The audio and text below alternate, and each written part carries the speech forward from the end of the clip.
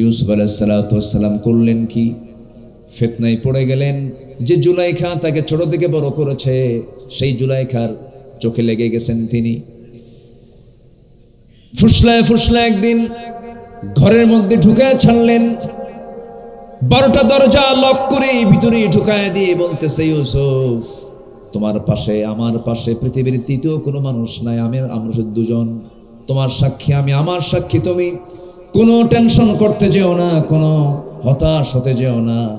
আমি তোমাকে দারুণ ভালোবাসি, তোমাকে মহব্বত করি, তোমাকে পছন্দ করি।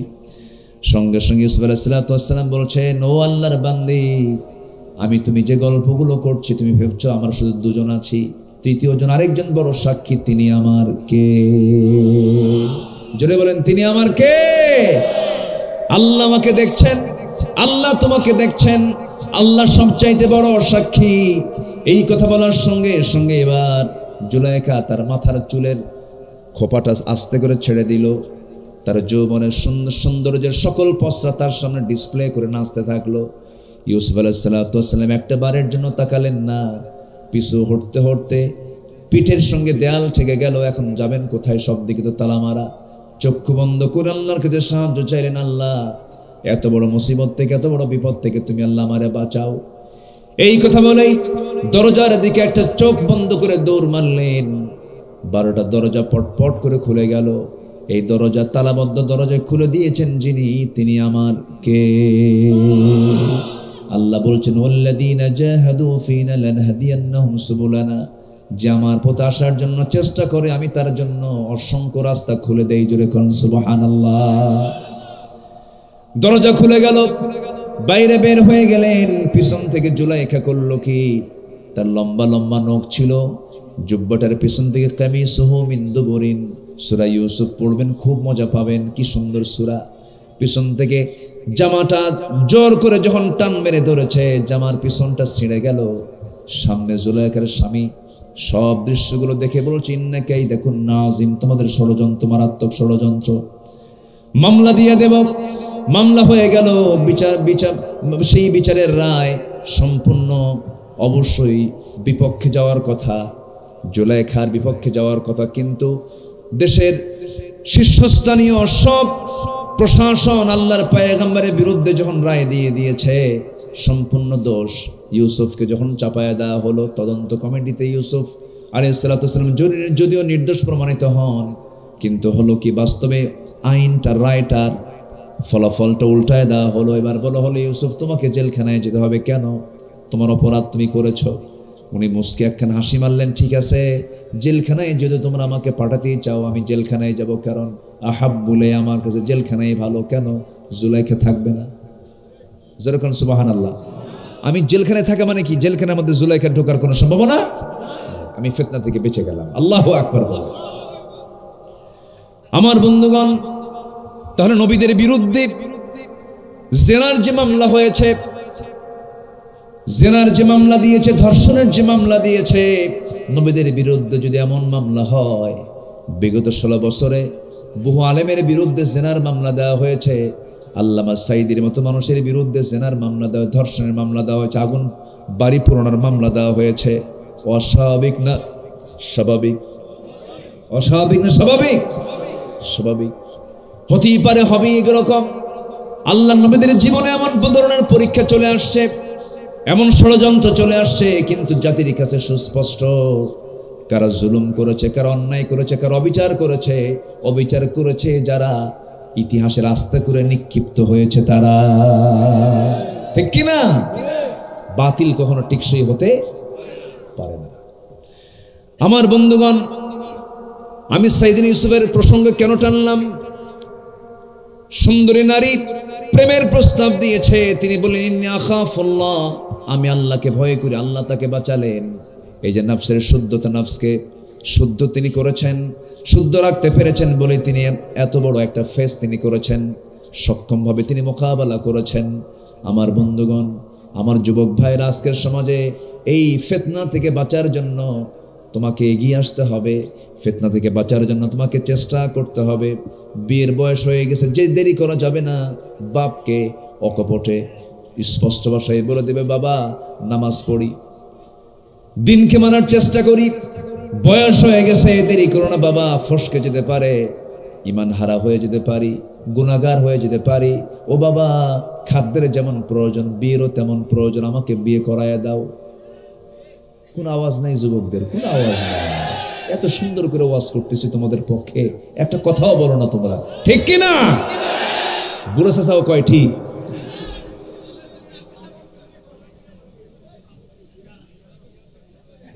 কি সুন্দর মানুষ আপনারা। জি, আজকে বিয়ের হার, আজকে সমাজে বিয়ের হার বেশি না জেনার হার বেশি? বিয়ের হার বেশি না জেনার হার বেশি? আর দাদার যুগে কিসের হার বেশি ছিল? বিয়ের হার। দাদার সময়ে একাধিক বউ ছিল, আর এখন বউ একাধিক লাগে না, অন্যের বউ নিয়ে শুয়ে থেকে বিয়ে করা লাগে না। আছে না নাই? আমার দাদারা হালাল করেছেন, আর আজকের সমাজে হারাম দিয়ে ছড়িয়ে গেছে সবকিছু। এগুলো আমরা দেখতে চাই না। আমরা নিজের নফসকে পরিশুদ্ধ করব, হারাম কাজের দিকে যাব, হারাম কাজের দিকে যাব। নাম্বার 2 চলে গেল, সময় তো কম, এই জন্য আমি শর্টলি বলছি। নাম্বার 3 হলো সত্যবাদী হওয়া। কি বলেন, কি বলেন, কি হওয়া? সত্যবাদী। আমার দেশে সবচেয়ে বেশি মিথ্যা কথা বলে কারা? কারা বেশি মিথ্যা কথা বলে বলেন? কারা? হ্যাঁ, নেতারা। কাম সারছে। এ কিন্তু আমি কই নাই, আপনারা বললেন। আসলেই তো তাই। যত ওয়াদা দেওয়া হয়েছে পর্যন্ত সমস্ত ওয়াদাকে তারা ভঙ্গ করেছে, ঠিক কিনা?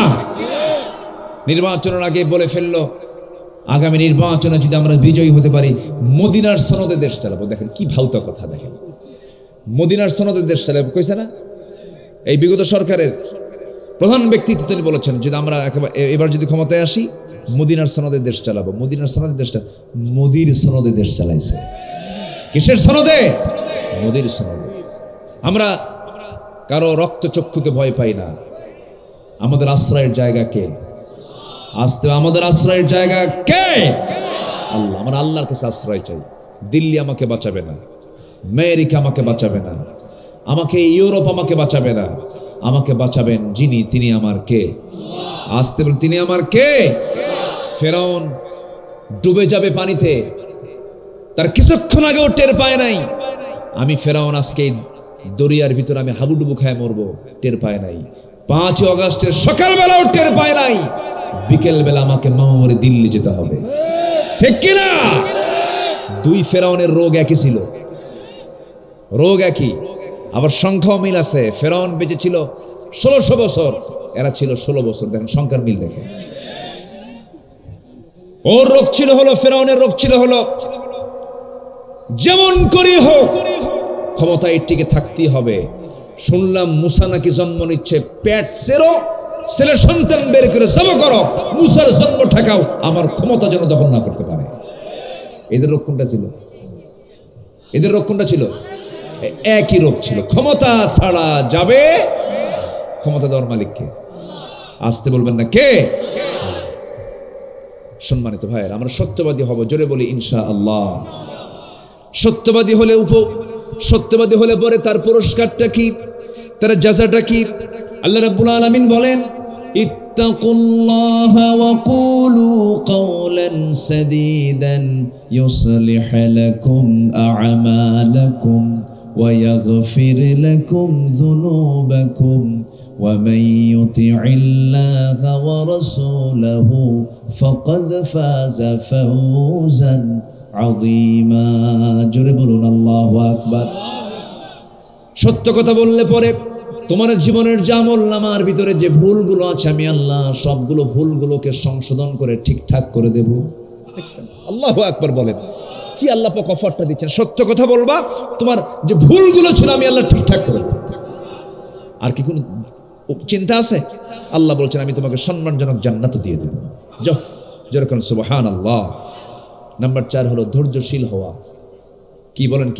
কি হওয়া? ধৈর্য। ধৈর্য ছাড়া কোনো কিছু অর্জন করা সম্ভব। ধৈর্যের অভাবে ঈমান হেরে যায়, আছে না? এরকম আছে না? ধৈর্য নাই, ঈমানও থাকবে না, ঈমান চলে যাবে। ধৈর্য ছাড়া আপনি কোনো কিছু অর্জন করতে পারবেন না। এক মহিলা আমারে ফোন দিয়েছে সেদিন, ফোন দিয়ে বলে, হুজুর আমার স্বামী না সকালেও তালাক দেয়, বিকেলেও তালাক দেয়, আমি কি আসি না নাই? কম আজকে বিকেলেও একটা ফোন আসছে, প্রায় তালাকের এই প্রশ্নগুলো আসে আমাদের কাছে, মানে আকাম কুকাম কইরা আমাদের কাছে এসে ফোন দিয়ে বলে, হুজুর দেখেন তো কোনো হালাল কিছু খুঁজে পাওয়া যায় নাকি? আচ্ছা, হালাল কি হুজুর খুঁজে বের করবে না আল্লাহ দিয়েছেন? আল্লাহ যা দিয়েছেন তাই তো। তালাক টালাক দিয়া বলে হুজুর ভুলে রাগে মাথা ঠিক ছিল না, তালাক মেরে দিছে। কতগুলো দিচ্ছেন? 100 তালাক। হুজুর শাশুড়ির উপর খুব রাগ ছিল, শাশুড়ির শুদ্ধ তালাক। এই হচ্ছে অবস্থা। এগুলো বদমাইশ কিছু আছে না বলেন তো? যারা উঠতে বসতে তালাক শব্দ মুখে নিয়ে আসে, যে পুরুষগুলো, যে স্বামীগুলো, যারা তালাক শব্দটা মুখে নিয়ে আসে, তালাক শব্দ যারা মুখে নিয়ে আসে, আমার বক্তব্য হচ্ছে তাদের ব্যাপারে, বাঁশ গাছের যে ডাল আছে ওটার নাম কি? কঞ্চি, যেটা পাকা বাঁশ, পাকা কঞ্চি 4-5টা এক জায়গায় করে পিছনে পিটান দরকার। আসতে কন কেন? হ্যাঁ, পিটান দরকার। আমার মায়েরা খুব খুশি, ভালো করে রাখেন। আমার স্বামী মাঝে মাঝে হুমকি মারে, ঠিক না। আপনি কেন এগুলো বলবেন? আপনি সংসার যদি নাই হয় সালিশ ডাকেন, মুরব্বী ডাকেন, যে নাই হয় বিছানা পৃথক করে দেন। এরপরে যদি না হয়, এক ঋতুস্রাব পার হওয়ার পর তুহুর আসবে, ঋতুস্রাব দূর হবে, 1 তালাক দিবেন। 3 তুহুরে 3 তালাক দিয়ে দিবেন। 3 তুহুরে 3 মাস অতিক্রম করে করে স্লোলি আস্তে আস্তে ইসলাম বলে দিচ্ছে, তালাক নামে একটা সূরা আছেই, ওই সূরার দিকে নজরই নাই, 100 তালাক আছে না? এরকম আছে না? বদমাইশ এগুলো করবেন না। অসংখ্য পরিবার আছে, স্বামী স্ত্রী পরিচয় দিয়ে সমাজে তারা বসবাস করছে বটে, তালাক হয়ে যাওয়ার কারণে ওদের নিয়মিত জিনার সংসার হচ্ছে। আছে না? নাই? এই কথাগুলো কি বলার প্রয়োজন আছে ভাই? এগুলো করবেন না। আল্লাহ রাব্বুল আলামিন বলেন, বালা মান কাসাবা সাইয়্যাতান ওয়া আহাতাত বিহি খাতিআতুহু উলাইকা আসহাবুন নার হুম ফিহা খালিদুন।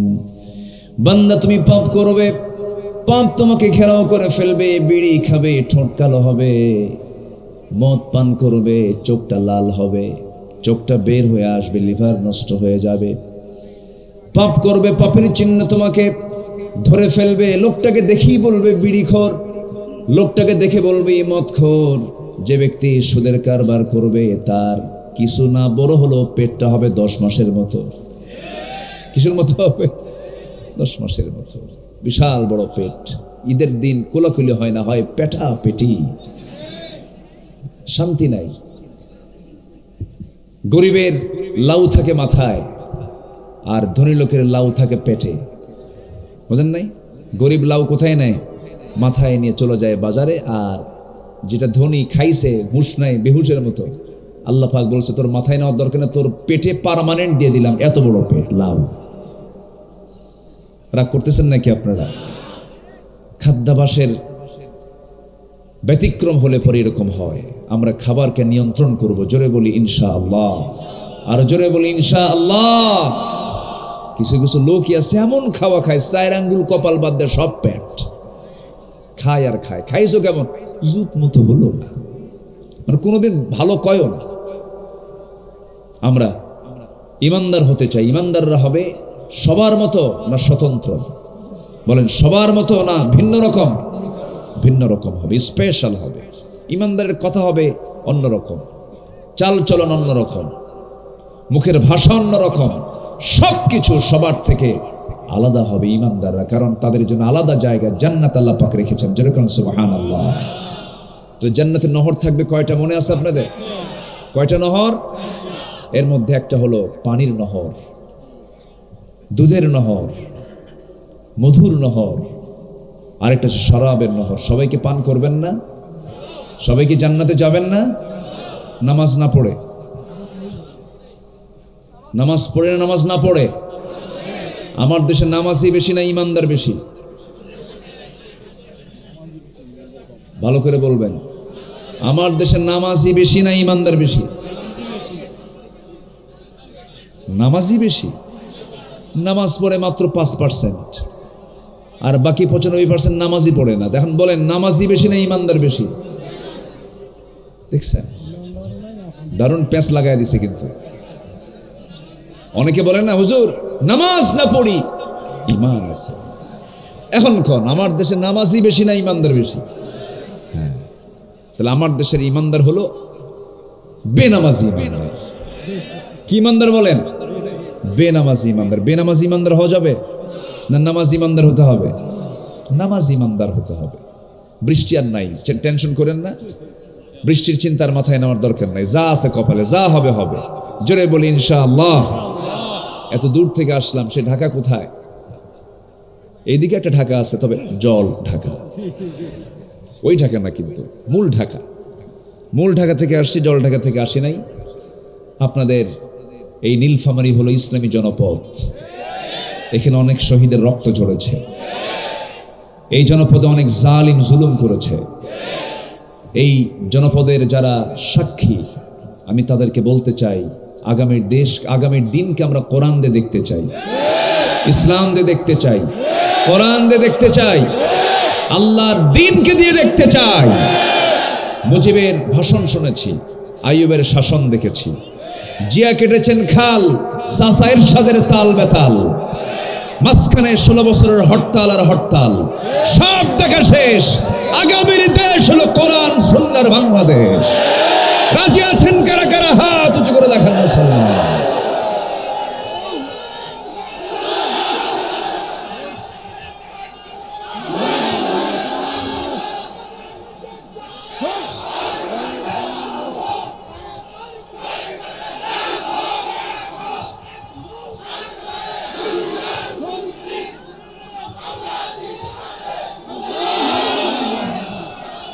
আল্লাহ কবুল করুন, জোরে বলে আমিন। হাত নামান, আমার দিকে তাকান। সফল হওয়ার জন্য 9টা শর্ত। কয়টা শর্ত বলেন? এর মধ্যে 1 নম্বর হলো বেঈমান না ঈমান। অনেকের নামই আছে, হুজুর আমার নাম ঈমান আলী। কি নাম? নামাজ পড়ে না। কি করে না? নামাজ পড়ে না। নাম হলো রমজান আলী, রমজান মাসে দুপুরবেলা ভাত খায়। নাম হলো আতর আলী, গোটা গায়ে গাজার গন্ধ। নাম হলো হিম্মত আলী, সাইকেলের চাকা বাসলি শীত হয়ে পড়ে। নাম হলো খোকা মিয়া, বয়স হলো 80 বছর। নাম হলো বাদশাহ মিয়া, ভিক্ষা করে। নাম কি বলেন? বাদশাহ মিয়া। নাম দিয়া, বংশ দিয়া, কোনো পরিচয় দিয়ে আল্লাহর সামনে সম্মান পাওয়া যাবে না। তাই যদি পাওয়া যেত বাবার পরিচয়ে, যদি সন্তান মাফ পেয়ে যেত, তাহলে একজন নবী ছিলেন যার ছেলে ছিল কাফের, বাপ ছিল নবী। বলেন তো নবীর নামটা কি? বলেন। কি সুন্দর করে বললো, বলি আলহামদুলিল্লাহ। না, আমার ওয়াজ আজকে করতে হবে, খুব সুন্দর। আমি একটু টোকা মারলাম। নূহ আলাইহিস সালাতু ওয়াস সালাম, তার ছেলে ছিল কেনান, এমনকি তার বউটা পর্যন্ত ঈমান হারা ছিল, ছেলেও ঈমান আনে নাই। তাহলে একজন নবীর ছেলেও জান্নাত পাবে না ঈমান না থাকার কারণে, একজন নবীর বউটাও জান্নাত পাবে না কি না থাকার কারণে? ঈমান না থাকার কারণে। বাবার পরিচয় দিয়ে, ছেলের পরিচয় দিয়ে যদি বাবা যদি জান্নাত পেয়ে যেত, তাহলে সাইয়েদনা ইব্রাহিম আলাইহিস সালাতু ওয়াস সালাম এত বড় একজন নবী ছিলেন, সেই নবীর বাবা ছিল একজন কাফের মুশরিক, ছিল আজার। একজন বড় নবীর বাবা, এত বড় একটা পরিচয়, একজন নবীর বাপ, নবীর মুরব্বী, নবীর বাবা, জন্মদানকারী, সেই বাপটাও জাহান্নামে যাবে। কারণ সন্তান নবী হয়ে লাভ নাই, নিজের ভিতরে ঈমান থাকতে হবে। ষোলো আনা বংশ দিয়েও কোনো লাভ হবে না, পীর ধরেও কোনো লাভ হবে না। আপনি পীর ধরেছেন কিন্তু আপনি নামাজ পড়েন না, আপনি জান্নাত পাবেন কেমনে? আপনি পীরকে ধরতে পারেন, পীর মানে হলো বুড়া মানুষ, পীর মানে হলো মুরব্বী মানুষ, পীর মানে হলো ওস্তাজ, পীর মানে হলো আলেম, পীর মানে হলো শিক্ষক। কিন্তু আমার দেশে পীর নামে কিছু আছে, গাঁজাখোর। আছে না নাই? আছে না নাই? এটা পীর না। আমি পীর শব্দটা পবিত্র, ভালো, কিন্তু এই পীর শব্দকে কলঙ্কিত করেছে কিছু দুষ্ট শয়তান দরবারগুলো, ঠিক কিনা? এটা ভুল বুঝবেন না আমাকে আবার। আমার বন্ধুগণ, আমাকে কেউ পার করতে পারবে না, আমাকেও জান্নাত দিতে পারবে না, কেউ আমাকে ঠেলে জান্নাতে নিয়ে যাবে না। জান্নাত পাওয়ার জন্য কিছু শর্ত আছে। এর মধ্যে অন্যতম শর্ত হলো, আপনি যদি সফল হতে চান, নাম্বার 1 সফলতার শর্ত হলো ঈমান আনতে হবে, মজবুত ঈমান আনতে হবে, নির্ভেজাল ঈমান আনতে হবে, যে ঈমানের মধ্যে কোনো ভেজাল থাকবে না। আমার দেশে ভেজাল ঈমানটাই বেশি। কেমন করে? সামনে একটা মাজার শরীফ দেখলে পরে, মাজার দেখলে পরে শীত হয়ে সেজদা মারে, সোজা সেজদা মারে, আসে না নাই বলেন তো? আচ্ছা, আমার দেশে বহু এরকম ইমানদার আছে, তারা শিরকের কাজে জড়িত, নিজের জীবনকে জড়িত করে ফেলে দিয়েছে। শিরিক মিশ্রিত যদি ঈমান হয়, ঈমানটা ক্যান্সার হয়ে যায়। বেদাত মিশ্রিত হলে পরে ঈমানটা ক্যান্সার হয়ে, ঈমানের ক্যান্সার হয়ে যায়। ঈমানটাকে সম্পূর্ণ ফ্রেশ রাখতে হবে, ঈমানের মধ্যে যেন কোনো প্রকার ভেজাল না ঢোকে। আমার দেশে বহু নামাজি আছে, সুদ খায়, নামাজি সুদখোর, নামাজি সুদখোর। এটা কি লেখে? কোথাও লেখে? ইসলাম দরদি ব্যক্তিত্ব, ধর্মীয় ব্যক্তিত্ব বিশিষ্ট সুদখোর অমক, লেখে? কোথাও লেখে? সুদ খায়, মাদকের ব্যবসা করে। 2018 সালে আমি আব্দুল্লাহ আমিন, আমাকে জেলখানায় যেতে হয়েছিল।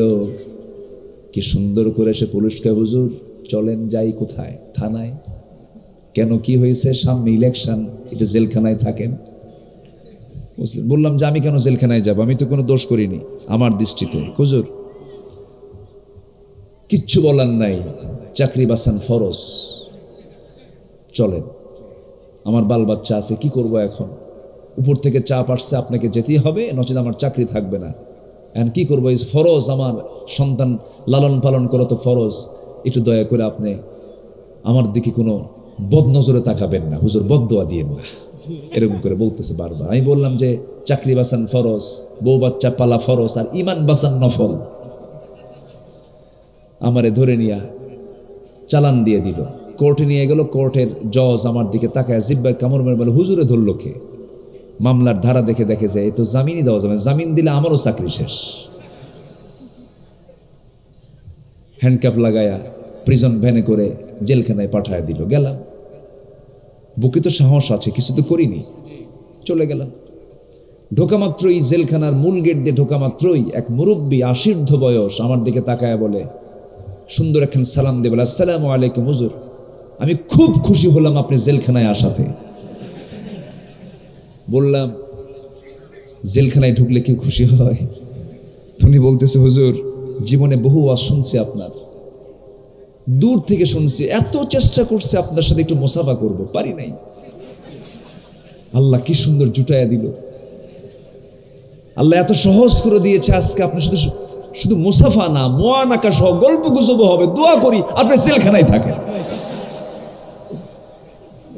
তো বললাম, চাচা ঠিক আছে, জেলখানায় আসছি, ভালো কথা, তা আপনি জেলখানায় কেন? এই বুড়া বয়সে নাতিপুতি থুইয়া বলে, হুজুর বিস্ফোরক, বিস্ফোরক। তা আমারে বলে যে বিস্ফোরকের মামলা দিছে আমারে, আমি নাকি ককটেল মারছি। বলে যে আমার বয়স 80 বছর, আমার হাত কাঁপে, তো ককটেল মারতে নিতে আমার মাথার উপর পড়ল। আর বাবা, বিস্ফোরক মামলাটি কি তো আমি নিজেও বুঝি না, বিস্ফোরক খায় না কি করে, ও জানেও না। এগুলোই করেছে 16 বছর। ডিজিটাল বাংলাদেশ, বহু কিছু জুলুম হয়েছে, আলেমদের গায়ে হাত দিয়েছেন আপনারা, আল্লাহ ছাড়ে নাই। আল্লামা সাঈদীকেও আপনারা ছাড়েন নাই। কত বড় যে রত্ন ছিলেন এই দেশের তিনি। এই জাতির একটা দোষ হলো, মানুষ, এই দেশের জাতির দোষ হলো কি জানেন? ভালো লোক মরলে পরে তার কদর হয়, জীবিত থাকলে তার কদর কেউ বোঝে না। আল্লামা সাঈদী কত আগে বলেছিলেন নাস্তিকদের উদ্দেশ্যে, এই জালিমদের উদ্দেশ্যে বলেছিলেন, গাছের গোড়ায় নাড়া দেব, মামু বাড়ি দিল্লি গিয়ে পড়বা। কি শ্রীলঙ্কায় পড়ছে? শ্রীলঙ্কায় পড়ছে নাকি? নেপালে পড়ছে? ভুটানে পড়ছে? মালদ্বীপ পড়ছে? সোজা গিয়ে কোথায় পড়ছে? আশেপাশে তো আরো ছিল, তাই না? নেপাল, ভুটান, শ্রীলঙ্কা, আশেপাশে বহু সিটি ছিল না? একদম উনি 25 বছর আগে যা বলেছেন মামু বাড়ি চলে গেছে, একদম 25 বছর আগে তিনি বলে দিয়েছেন। 25 বছর আগে উনি বলেছিলেন বাংলার জমিনে এমন একটি সময় আসবে নাস্তিকবাদীর অপশক্তিগুলো পালানোর জন্য একটি ইঁদুরের গর্ত খুঁজে পাবে না। কথা কি মিলেছে? কলার পাতা, কিসের পাতা? কলার পাতা মিলেছিল। অনেক কিছু আল্লাহ পাক দেখায় দিলেন, আমরা শুনলাম না দেখলাম? বলেন ইতিহাস শুনি, ইতিহাস পড়ি, আবার এবার আমরা ইতিহাস দেখলাম। জুলুম করলে কি হয়? 16 বছরের শাসকদের দিকে তাকাও। কি এটা কি আমরা দেখলাম না শুনলাম? দেখলাম। তাহলে শিক্ষা নেওয়ার দরকার আছে না নাই? শিক্ষা নেওয়ার দরকার আছে না নাই? অপরাধ কি? জুলুম। অপরাধ কি বলেন? আবার অপরাধ কি? জুলুম করা যাবে না। একটু কান লাগাবেন, যে বান্দা ইমানদার সে বান্দার দ্বারা জুলুম হতে পারে না। যে বান্দা নেক আমল করবে সে বান্দার দ্বারা কুফরি হতে পারে না। যে বান্দা ইমানদার সে বান্দার দ্বারা ফসুকি হতে পারে না। যে বান্দা ইমানদার সে বান্দার দ্বারা মানুষের তৈরি করা আইন বাস্তবায়ন হতে পারে না। আল্লাহ রাব্বুল আলামিন এই জন্য বলছেন শুধু ঈমান আনলেই হবে না। একই আয়াতের মধ্যেই বলছেন ইন্নাল্লাযীনা আমানু ওয়া আমিলুস সলিহাতি লাহুম জান্নাতুন তাজরি মিন তাহতিহাল আনহার যালিকাল ফাওজুল কাবীর। জোরে বলুন আল্লাহু আকবার। ঈমান যারা আনবে, নেক আমল যারা করবে তাদের জন্য স্থায়ী জান্নাতের বন্দোবস্ত আমার আল্লাহ রেখে দিয়েছেন এবং বলছেন যালিকাল ফাওজুল কাবীর, এটাই হলো মহা সফলতা। বাইরে দিন শেষে যদি জান্নাত পায় আর কোনো আবদার আছে? আর কোনো আবদার আছে? মন যা চাবে তাই পাবেন জান্নাতে।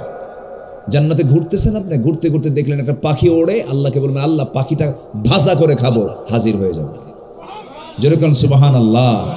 ওয়ালাকুম ফিহা মা তাশতাহি আনফুসুকুম, মন যা চাবে আপনি তাই পাবেন। জান্নাতের হুরের সঙ্গে আপনার বিয়ে দিয়ে দেওয়া হবে। আল্লাহু আকবার বলেন। ওয়া হুরুন আইন লাম ইয়াতমিসহুন্না ইনসুন ক্বাবলাহুম ওয়ালা জান, যে হুরগুলোকে ইতিপূর্বে কোনো জিন ইনসানি ধরা তো দূরের কথা স্পর্শ পর্যন্ত করতে পারে না। আল্লাহু আকবার বলেন। এমন লোভনীয় জান্নাত আমার আপনার সামনে আছে। সর্বনিম্ন জান্নাত হবে 10টা পৃথিবীর মতো একটা জান্নাত। মনে হয় ছোট মোটো হয়ে গেছে মনে হয়। আওয়াজ এত ছোট বললেন কেন? একটু জোরে কন্যা ভাই সুবহানাল্লাহ। কয়টা পৃথিবী বলেন? কয়টা পৃথিবী? আর নীলফামারীর সদরের সড়া নাকি এর নাম কেমনে হলো? পাশে একটা এলাকার নাম দিবেন মসমসা। এটা দিচ্ছেন কি? পাশে একটা মসমসা নাম দিয়ে দিবেন। এই চরচরার নাকি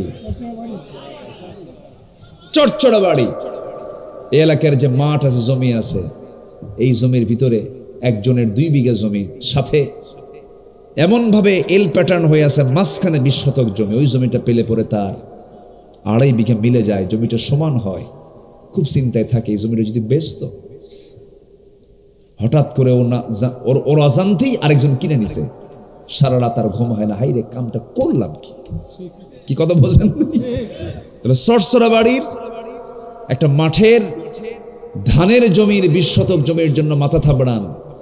আর আল্লাহ বলছেন সর্বনিম্ন জান্নাত তুই পাবি হলো 10টা পৃথিবীর মতো একটা জান্নাত। এটা কি ছোটখাটো কোনো ব্যাপার?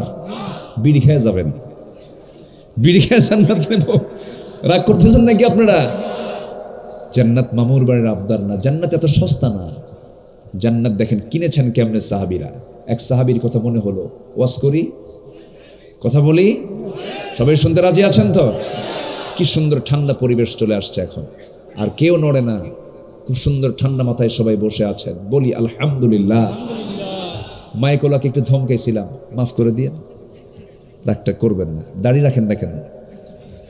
দাড়িটা রেখে দিবে না? জি। নামাজ পড়ছেন? এশার নামাজ পড়ছেন? পড়ে নাই। সবচেয়ে বেশি ওয়াজ শুনে কারা বলেন? ফলাফল হলো নামাজ নেই। নামাজটা পড়বেন কিন্তু, জোরে বলি ইনশাআল্লাহ। ইমান কি দেখেন, ইমানটা কত জটিল। ইমান এত সস্তা নয়। ইমান আনা যায়, কিন্তু টিকে থাকা কি সহজ?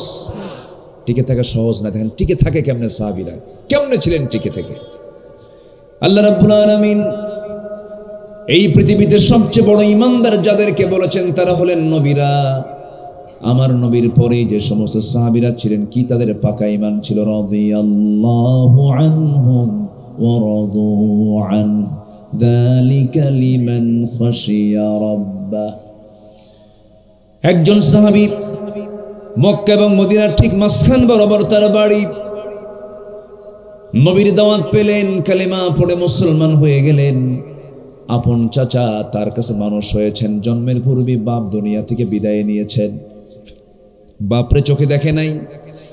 মার কোলে মানুষ হয়েছেন, চাচার কোলে মানুষ হয়েছেন। চাচা ভাতিজাকে মহব্বত করে তার অংশের জমি সহ তার নিজের অংশের অনেক জমাজমি তার নামে দলিল করে দেয়। কিন্তু যেদিন চাচার কানে সংবাদ চলে গেছে ভাতিজা কালিমা পড়েছে, সামনে ডেকে আনসার বলছে, ভাতিজা শুনলাম তুমি নাকি কালিমা পড়েছ।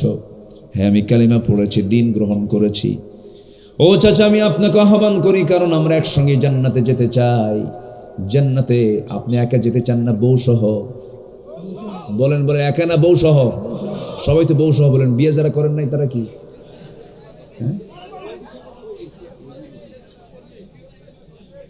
কি সুন্দর মানুষ আপনারা, বলি আলহামদুলিল্লাহ। জি এই এটাবার এখানে কি হলো? আমার দিকে তাকান। তাহলে যার বউ নাই বউ হবে, দোয়া করি, জোরে বলি ইনশাআল্লাহ। অন্যের বউ যেন আবার না নিয়ে আসেন।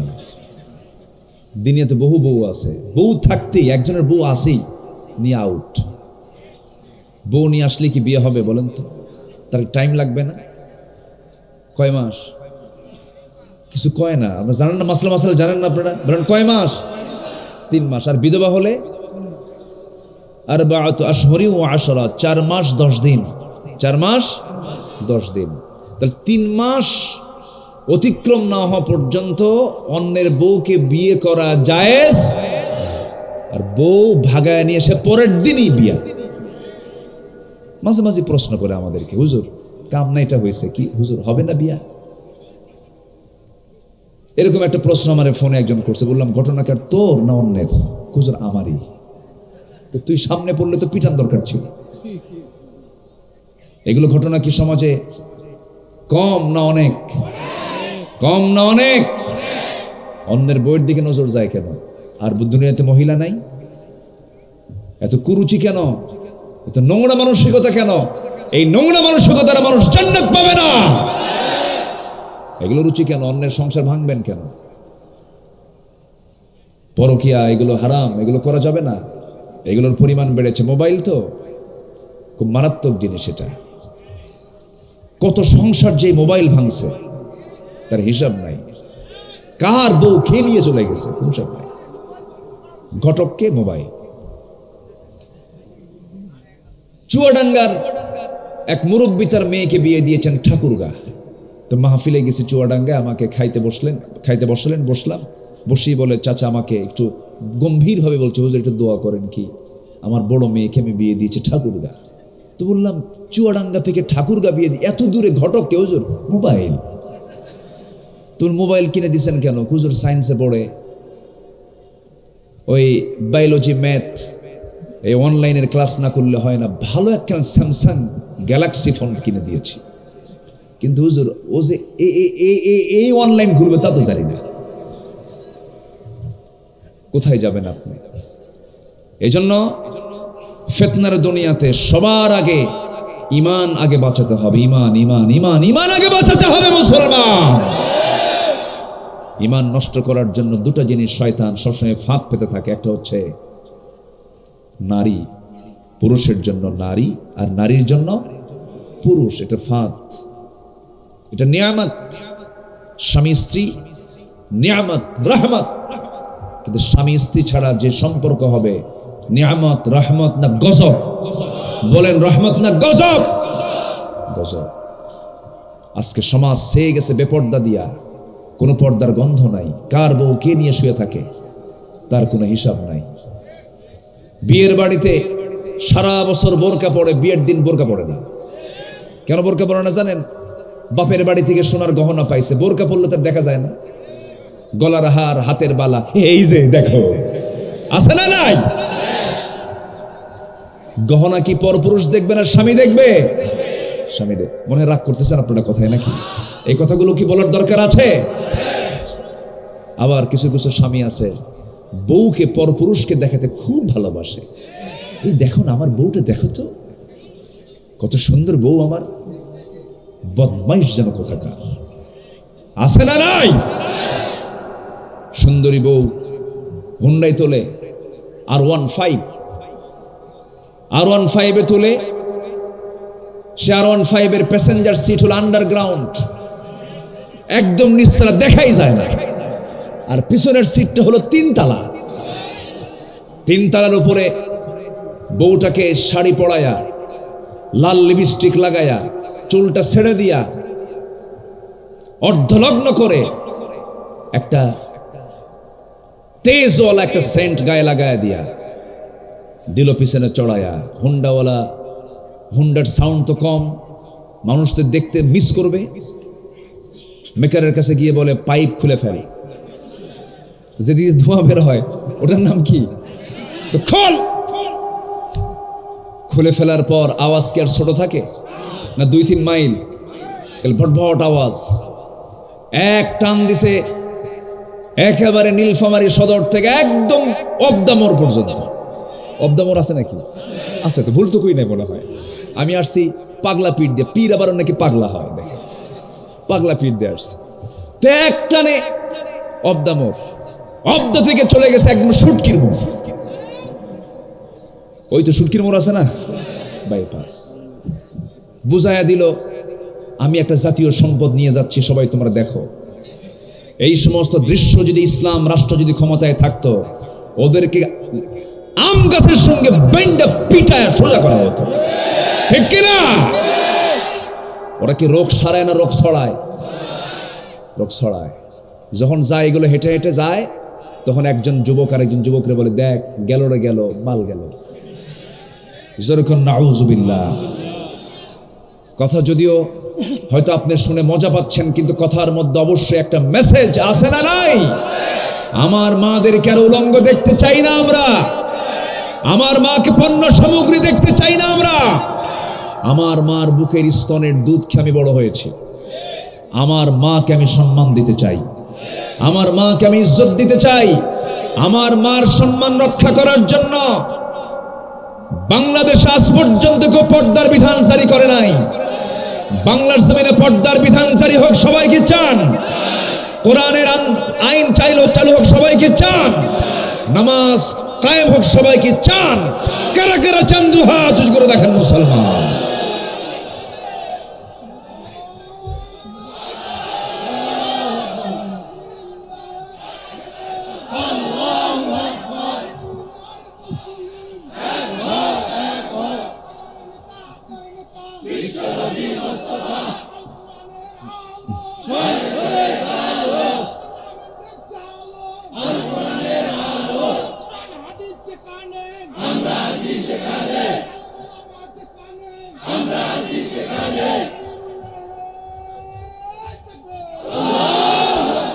আল্লাহ কবুল করুন, জোরে বলি আমিন।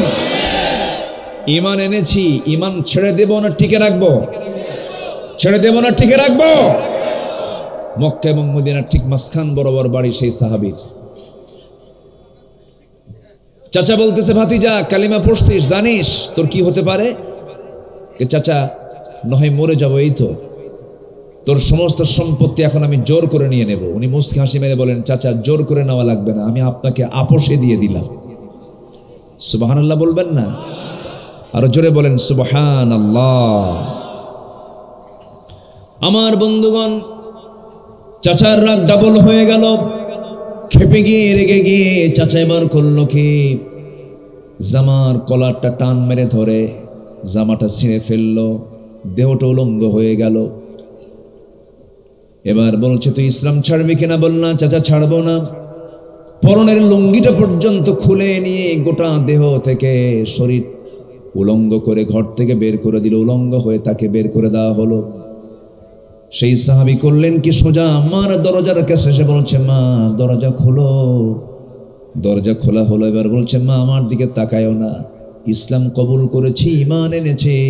আমার চাচা আমার লুঙ্গিটা পর্যন্ত খুলে আমাকে ঘাট ধাক্কা দিয়ে বের করে দিয়েছে। মা দেখো তো ঘরের মধ্যে কোনো কিছু আছে নাকি, ছোট্ট একটা কাপড় যদি থাকে তা আমি আড়াল করে আমি আমার সতরটা ঢাকতে চাই। ছোট্ট একটা কাপড় দেওয়া হলো, চাদর দেওয়া হলো, তা দিয়ে তিনি তার নাভি থেকে হাঁটুর নিচ পর্যন্ত ঢাকলেন। এবার বলছে, মা আমার জন্য দোয়া করো, মদিনার দিকে রওনা দিচ্ছি, কারণ পৃথিবীর কোনো দরবার ভালো লাগে না, আমার শ্রেষ্ঠ দরবার হলো আমার নবীর দরবার। রওনা দিলাম, মা দোয়া করো। আরবে বছরে 1 থেকে 2 মাস পর্যন্ত শীত থাকে। এই যে মাসখানেক আমি এসেছি, মাসখানেক আগে মক্কা মদিনা সফরে ছিলাম, আর মাসখানেক পরেই 2 মাস পরেই ডিসেম্বরে প্রচন্ড ঠান্ডা সেখানে পড়ে যাবে। ওই দেশের শীতকালটা আরো মারাত্মক, আমার দেশের চাইতেও তীব্র ঠান্ডা সেখানে পড়ে যায়। ওই ঠান্ডার মধ্যে নগ্ন দেহ নিয়ে কোনো মতো সতরটা থেকে রওনা দিয়েছেন সেই সাহাবী। মদিনায় পৌঁছে গেলেন, নবীর দরজায় এসে করাঘাত করলেন, দরজায় নক করলেন, দরজা খুলে গেল। রাসূল দেখতে পেলেন গায়ে কোনো কাপড় চোপড় নাই। প্রশ্ন করলেন না কেন নাই। ভিতরে গিয়ে করলেন কি, আমার নবীর সুন্দর 2টা জুব্বা, আমার নবীর কাছে যে প্রিয় 2টা জুব্বা, সেই জুব্বা 2টা নিয়ে আসলেন। নিয়ে এসে বলছেন, যুবক তুমি তো ঠান্ডায় থরথর করে কাঁপতেছো, জুব্বাটা আগে পরে ঠান্ডা দূর করো। জুব্বা তার গায়ে দিয়ে দিলেন। এবার বললেন, ও সাহাবী এমনটা করে তুমি আমার কাছে আসছো কেন, কি হয়েছে তোমার? হুজুর দিন গ্রহণ করেছি, দিন গ্রহণ করতে গিয়ে দুনিয়া বিক্রি করে আমি ঈমানটাকে লালন করেছি। দুনিয়া সব বিক্রি হয়ে গেছে, জমাজমি কিচ্ছু নাই আমার, সব বেচে দিয়ে আমি ঈমানটা ধরে রাখছি। আমার নবীজি দারুণ খুশি হয়ে গেলেন। নবীজি বলছেন, ও আমার সাহাবী, দিন তেমন করেই গ্রহণ করতে হয়, চিন্তা করো না, এই জান্নার কালাম নাও, আসহাবে সুফফায় চলে যাও। পাঠায় দিলেন নবীর ঘরের সঙ্গে। কিছু সংখ্যক সাহাবী থাকতেন যাদের কোনো ঘর বাড়ি ছিল না, আত্মীয় স্বজন ছিল না, নবীর পাশেই তারা থাকতেন। যা কিছু হাদিয়া তোফা খাবার গুলো আসতো, আমার নবীজি তাদেরকে নিয়ে খেতেন। আমার নবীজি এবার বললেন, ও আমার সাহাবী আব্দুল্লাহ, তুমি আমার কাছে কিছু চাও নাকি?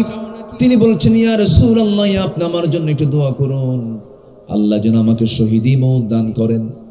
আমার নবীজি হাত উঁচু করে বলছেন, আল্লাহ আমার এই মাজলুম সাহাবী আব্দুল্লাহর জানমাল তুমি কাফের বেঈমানদের জন্য হারাম করে দাও।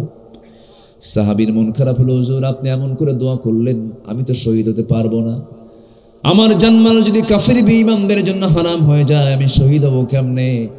আমার নবীজি মুস্কি হাসি মেরে বলছেন, ওয়াইম্মা তাআলা ফিরাশিহি, আব্দুল্লাহ রে তোর মওত যদি বিছানায় হয়ে থাকে, তোর মধ্যে যদি শহীদি তামান্না লালন হয়ে থাকে, আল্লাহ পাক বিছানায় শুয়ে থাকার পরেও মৃত্যুবরণ করলে শহীদের দরজা দিয়ে দিবেন। সাহাবীর হৃদয়টা তৃপ্ত হয়ে গেল। আল্লাহর কালাম নিয়ে জোরে জোরে তেলাওয়াত করেন।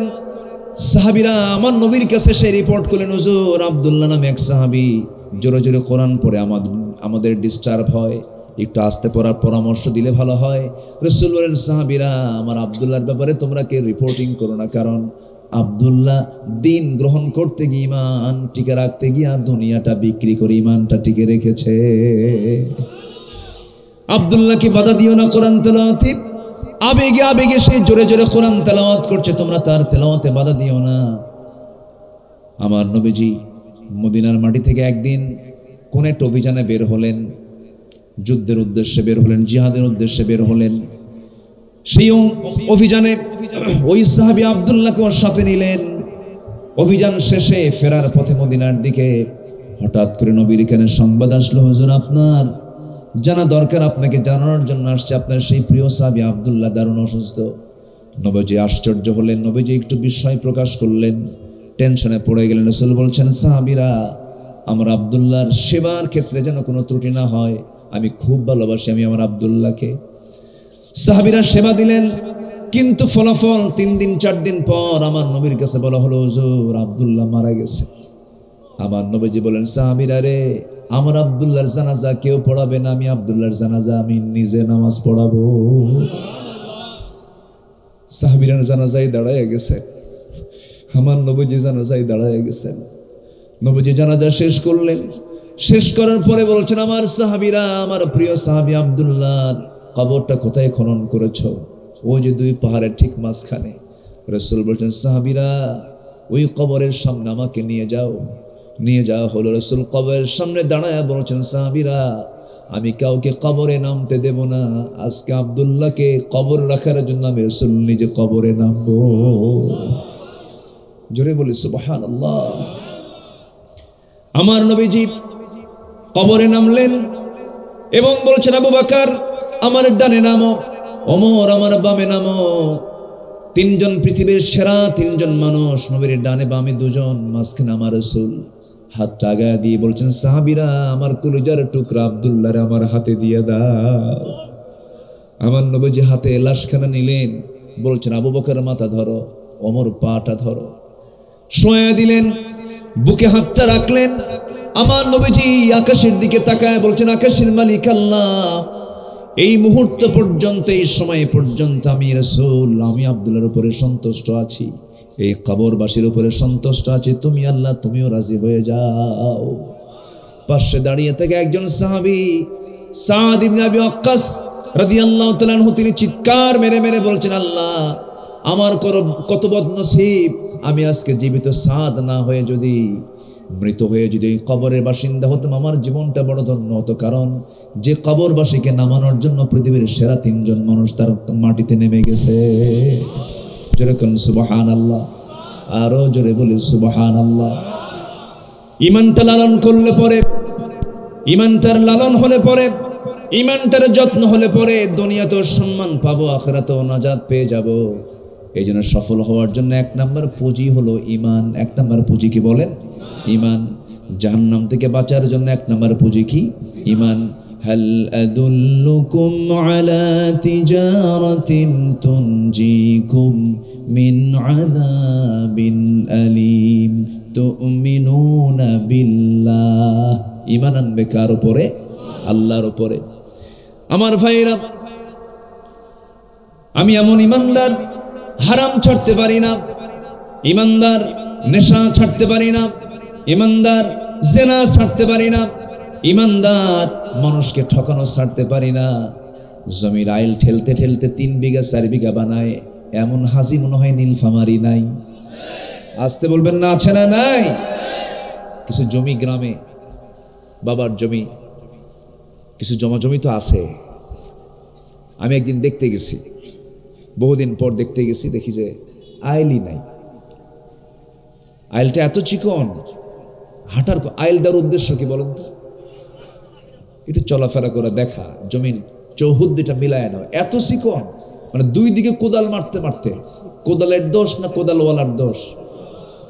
অনেকে দোষ দেয় কোদালের, কে ভাই মারতে মারতে হঠাৎ করে চলে গেছে, মানে কোদালের দোষ।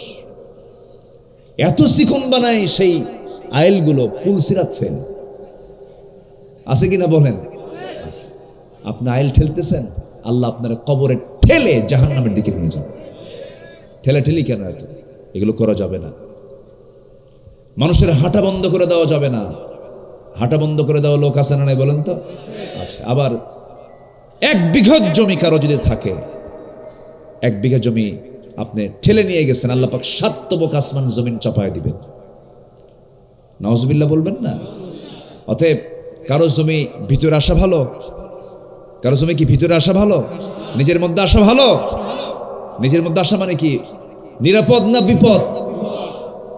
বরঞ্চ ওই জমিওয়ালাকে ডেকে বলতে হবে, ভাই তোর জায়গা কিছু আমার মধ্যে ঢুকছে, বের করে নে। এরকম লোক তো বাংলার ঘরে ঘরে। বরঞ্চ আমিনরে ডাক দিয়া কয়, আমিনকে যারা মাপে, ওরকে এলাকায় কি কয়? আমিনকে ডাক দিয়ে বলে, শোন ওর জমি কিন্তু আমার মধ্যে 7 শতক আছে, তুই বলবি আরো 7 শতক পাওয়া যায় বাইরে আছে। আছে না নাই? এগুলো কি? এগুলো কি ঈমান? না, এগুলো ঈমান না। আমি কি শেষ করে দেব? আলোচনা চালাবো? কি সুন্দর মানুষ আপনারা, বলি আলহামদুলিল্লাহ। আমার বন্ধুগণ, মনোযোগ দিয়ে শোনেন। ঈমান হচ্ছে এমন একটা বিষয়ের নাম, ইমানদার নিজের ইচ্ছায় চলতে পারে না। আমার বন্ধুগণ, নীলফামারী স্টেডিয়ামে খেলা হবে, জেলখানার কয়েদিরা সবাই গিয়ে টিকিট কেটে কেটে খেলা দেখবে। কেন দেখতে পারবে না? কেন দেখতে পারবে না? হ্যাঁ, জেলখানার কয়েদি ইচ্ছা করলেই যেমন নীলফামারীতে খেলা অনুষ্ঠিত হচ্ছে সে টিকিট কেটে সেই স্টেডিয়ামে যেতে পারে না, নিজের বাড়িতেও যেতে পারে না, নিজের বউ বিবির সঙ্গে দেখাও করতে পারে না, বাইরে আসতে পারে না। কেন পারে না? জেল কোড এটা নাই। ঠিক তেমন ইমানদারদের দুনিয়ার জীবন হলো মমিনখানা, মমিনের জেলখানার মতো। ইচ্ছা করি সব কিছু করতে পারবে না। আল্লাহ তাআলা যা করতে বলেছেন তাই করবে, যা মানা করেছেন তা থেকে নিজেকে বিরত রাখবে। এটার নাম হলো ইমানদার। হারাম কাজে যাওয়া যাবে না। একই ব্যক্তি তাফসীর মাহফিলের সভাপতি, আবার ওই একই ব্যক্তি যাত্রা কমিটির সভাপতি। কি ডাবল স্ট্যান্ডার্ড! চিন্তা করছেন? একই ব্যক্তি ওয়াজ মাহফিলের সভাপতি, একই ব্যক্তি নাইট ক্লাবের সভাপতি, যেখানে মদের আসর বসে। একই ব্যক্তি। ওই ধরনের নেতৃত্ব আমরা দেখতে চাই না। নির্বাচন আসলে পরে নতুন করে অভিনয় হয়, শুধু টিভিতে অভিনয় না, নতুন করে বাস্তব অভিনয় শুরু হয়। নির্বাচন আসলো, আসরের নামাজ একদিন 4 বার পড়ে। কয়বার পড়ে? সব ভণ্ডামি আমরা আর দেখতে চাই না। বহু ভণ্ডামি দেখেছি, আমরা অবশ্যই এবার দেখতে চাই আল্লাহর দ্বীন ইসলামকে দেখতে চাই ইনশাআল্লাহ। জোরে বলি ইনশাআল্লাহ। আল্লাহ কবুল করেন, জোরে বলি আমিন। আমরা মুসলমান। আমরা কি মুসলমান? আমরা ইসলামকে শুধু পরিবারে দেখতে চাই না, ব্যক্তি জীবনে দেখতে চাই না, ইসলামকে আমরা দেখতে চাই রাষ্ট্র জীবনেও দেখতে চাই ইনশাআল্লাহ। আল্লাহ কবুল করুন, জোরে বলি আমিন। নাম্বার 2, অনেক কথা আছে তো, একটু মনোযোগ দিয়ে শুনেন কথাগুলো। 9টা শর্ত সফল হওয়ার জন্য, কেবল 1 নাম্বার গেল। নাম্বার 2, পরিশুদ্ধিতা, অর্থাৎ তাসকিয়াতুন নফস, নফসের যে শুদ্ধতা। নফস কি বাইরের না ভিতরের? বাইরের না ভিতরের? ভিতরের। এই যে লোকগুলো ওঠে, ভাইজান একটু বসেন, একটু বসেন, একটু বসেন। অনেক রাত হয়েছে, আমি আর কষ্ট দেব না, আর কিছুক্ষণ আমাকে একটু সময় দেন। আজকে ঘড়ি যে এত ঘুরতেছে বুঝলাম না, খুব দ্রুত ঘুরলো ঘড়ি। একটু বসেন না, আমি বেশি আটকাতে পারবো না। কেন? অনেকের জরুরত থাকে। এই বসেন, চান্স পাই স্যার, দৌড় মারতেছে। বসেন। অনেকে দেখে দেখে ও যখন গেল আমিও যাই। বসেন। হঠাৎ করে মানুষের বেকায়দা হতে পারে তো। 1 নাম্বার, 2 নাম্বার, 3 নাম্বার। 3 নাম্বার একদিন হাত তুলছে, হুজুর 3 নাম্বারে যাবো। কি হুজুর বিড়ি খাবো। এটাও নেশা, এটাও চাপ। তো দেখেন না, দরবার হচ্ছে গ্রামে, এরকম গ্রামে হয়, কিন্তু গ্রামে দরবার যিনি মূল মাতব্বর উনি নাই। এই গেল কোথায়, গেল কোথায় নাই। দেখেছে ঘরের পিছন দিকে যায় একদম ইটের ভাটা চালু করছে। কিসের ভাটা? যখন বলা হয় ব্যাপারটা কি, ব্রেন হ্যাং মারছিল, ব্রেনটা ফ্রেশ করে টান মেরে ঠিক করে আসলাম। আছে কিনা? এগুলো করব না আমরা। আগুন ধোঁয়া এগুলো জাহান্নামে থাকবে। আগুন ধোঁয়া কোথায় থাকবে? জাহান্নামে। দরকার নাই এগুলো নিয়ে আমাদের নফসকে, আমাদের লিভারকে, আমাদের লাংসগুলোকে আমরা নষ্ট করে দিই। আমরা যাবই না ওই দিকে। জোরে বলি ইনশাআল্লাহ। যদি কোনো খুব যদি চাপ থাকে একটু আমাকে বলবেন, নাম্বার দেখা চলে যাবেন, সমস্যা নেই। একটু থাকেন আর কিছুক্ষণ দয়া করে। নাম্বার 2, নফসের শুদ্ধতা। নফসটা থাকে কোথায়? বাইরে না ভিতরে? নফস কি ভালো কিছু চায়? কেন হিংসা করে? কি করে বলেন তো? হিংসা করে। মানুষের ভালো দেখতে মন চায় না, মিথ্যা কথা বলতে মন চায়, নামাজ পড়তে মন চায় না, ঠকাতে মন চায়, গাড়ি চাই, বাড়ি চাই, নারী চাই, এটা চাই, ওটা চাই, খালি চাওয়ার উপরই আছে নফস। এই নফসের ট্রিটমেন্ট করার দরকার। সবার আগে না সবার পরে? সবার আগে না সবার পরে? বলতে হবে, এই আব্দুল্লাহ আমিন, এই আব্দুর রহিম, এই আব্দুল করিম, এত চাষ কেন, এত চিন্তা কেন? এরকম করে করে নিজেকে নিজের প্রশ্ন করতে হবে। নিজেকে নিজে প্রশ্ন করে নিজেকে ঠিক করার চেষ্টা করতে হবে। নফস খারাপ কিছুই পেতে চায়। ইন্নান নাফসা লাআম্মারাতাম বিসসু। একজন নবীকে আল্লাহ তাআলা একটা বিশাল ফিতনায় ফেলেছিলেন, পরীক্ষায় ফেলেছিলেন। সেটা হলো নারী ফিতনা। ইউসুফ আলাইহিস সালাতু ওয়াস সালাম নাম শুনেছেন? জুলাইখা নামক এক নারী আহারে চাচা খুব কষ্ট পাচ্ছেন, জি সারাটা দিন বসেছিল, মাশাআল্লাহ আলহামদুলিল্লাহ। আবার আসবেন তো নাকি? আবার আসবেন না? আবার আসবে, জি খুব ভালো, আবার আসবে, জি আল্লাহ কবুল করুন, জোরে বলি আমিন। আমার দিকে তাকান, আমারে বলতে দেন। ইউসুফ আলাইহিস সালাতু ওয়াস সালাম এই পৃথিবীতে যত মানুষ এসেছে এর মধ্যে দ্বিতীয় নাম্বার সুন্দর কোন নবী বলেন? বলেন দ্বিতীয় সুন্দর কে আর ফার্স্ট সুন্দর কে? বলেন মুহাম্মদ সাল্লাল্লাহু। সাইয়েদনা আবু বকর রাদিয়াল্লাহু আনহু একদিন চাঁদনি রাতে চাঁদ দেখেন আর আমার নবীর চেহারা দেখেন। রাসূল বলছেন, আবু বকর কি দেখো? হুজুর চাঁদে কিছু কালিমা দেখা যায়, দাগ দেখা যায়, আপনার চেহারায় কোনো দাগ নেই হুজুর। জোরে বলেন সুবহানাল্লাহ। ইউসুফ আলাইহিস সালাতু ওয়াস সালাম নফস কি জিনিস বোঝানোর জন্য ওইদিকে চলে গেলাম, আবার লাইনে চলে আসব। ইউসুফ আলাইহিস সালাতু ওয়াস সালাম করলেন কি? ফিতনায় পড়ে গেলেন। যে জুলাইখা তাকে ছোট থেকে বড় করেছে সেই জুলাইখার চোখে লেগে গেছেন তিনি।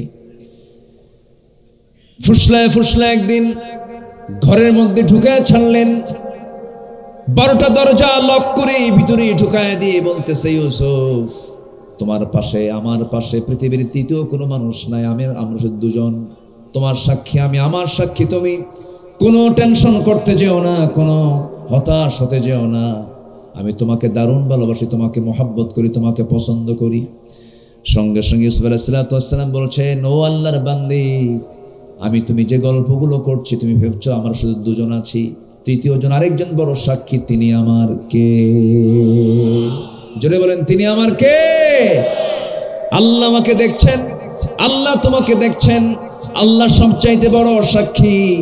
এই কথা বলার সঙ্গে সঙ্গে এবার জুলাইখা তার মাথার চুলের খোপাটা আস্তে করে ছেড়ে দিল, তার যৌবনের সৌন্দর্যের সকল পসরা তার সামনে ডিসপ্লে করে নাচতে থাকলো।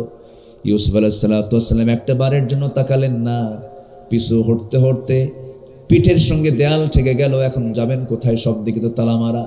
চক্ষু বন্ধ করে আল্লাহর কাছে সাহায্য চাইলেন, আল্লাহ এত বড় মুসিবত থেকে, এত বড় বিপদ থেকে তুমি আল্লাহ আমারে বাঁচাও। এই কথা বলেই দরজার দিকে একটা চোখ বন্ধ করে দৌড় মারলেন।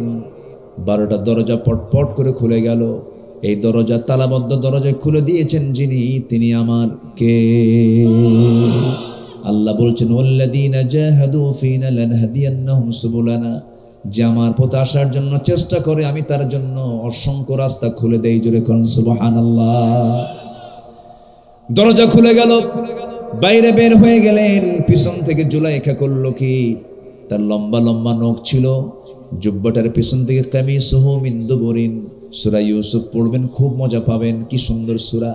পিছন থেকে জামাটা জোর করে যখন টান মেরে ধরেছে, জামার পিছনটা ছিঁড়ে গেল। সামনে জুলাইখার স্বামী সব দৃশ্যগুলো দেখে বলছে, ইন্না কাইদাকুন নাযিম, তোমাদের ষড়যন্ত্র মারাত্মক ষড়যন্ত্র, মামলা দিয়ে দেব। মামলা হয়ে গেল। বিচার সেই বিচারের রায় সম্পূর্ণ অবশ্যই বিপক্ষে যাওয়ার কথা, জুলাইখার বিপক্ষে যাওয়ার কথা, কিন্তু দেশের শীর্ষস্থানীয় সব প্রশাসন আল্লাহর পয়গম্বরের বিরুদ্ধে যখন রায় দিয়ে দিয়েছে, সম্পূর্ণ দোষ ইউসুফকে যখন চাপায়া দেওয়া হলো, তদন্ত কমিটিতে ইউসুফ আলাইহিস সালাম যদিও নির্দোষ প্রমাণিত হন, কিন্তু হলো কি বাস্তবে আইনটা রায়টার ফলাফলটা উল্টায় দেওয়া হলো। এবার বলা হলো, ইউসুফ তোমাকে জেলখানায় যেতে হবে। কেন? তোমার অপরাধ তুমি করেছ। উনি মুস্কি একখান হাসি মারলেন, ঠিক আছে জেলখানায় যদি তোমরা আমাকে পাঠাতেই চাও আমি জেলখানায় যাব, কারণ আহাব বলে আমার কাছে জেলখানায় ভালো। কেন? জুলাইখা থাকবে না। যেরকম সুবহানাল্লাহ।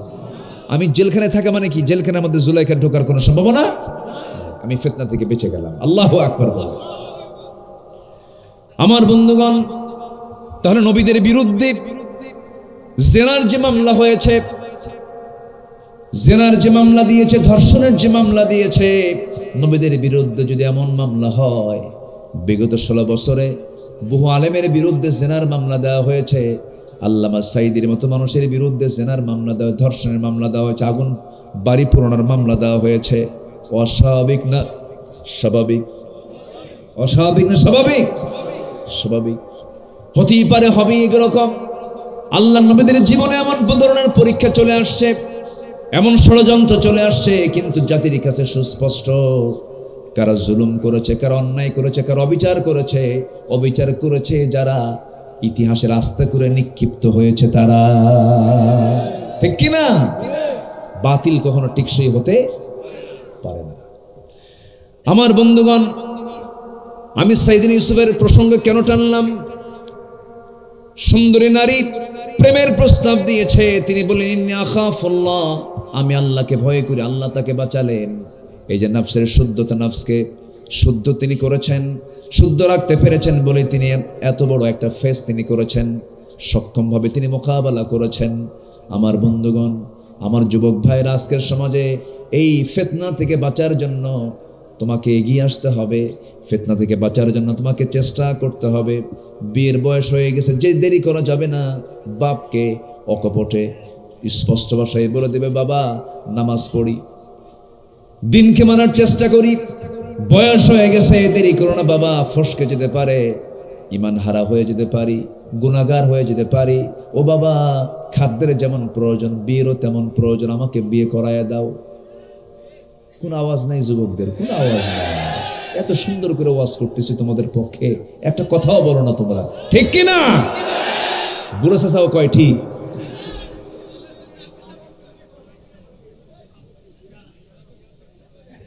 কি সুন্দর মানুষ আপনারা। জি,